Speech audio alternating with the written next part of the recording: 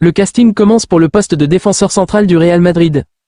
Même si Carlo Ancelotti ne préfère pas en parler, la blessure d'Eder Militão oblige quasiment le Real Madrid à se tourner vers le mercato. Un scénario compliqué en termes de timing et d'options.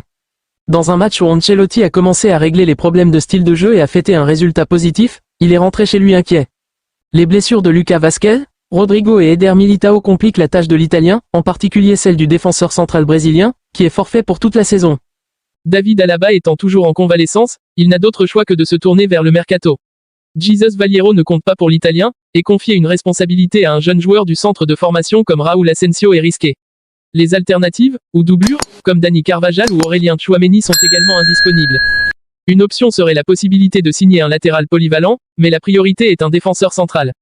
Ce ne sera pas facile car le moment de la saison n'aide pas. Relevo, et Marca avance de nom. Aymeric Laporte et Castello Luqueba.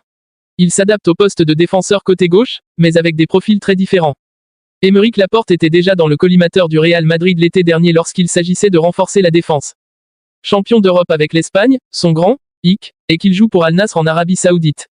Son transfert ne serait pas simple. Son salaire n'aide pas non plus. Son club a payé 27 millions pour lui et, selon Marca, il en veut 3 de plus, 30 au cas où Madrid déciderait de le recruter.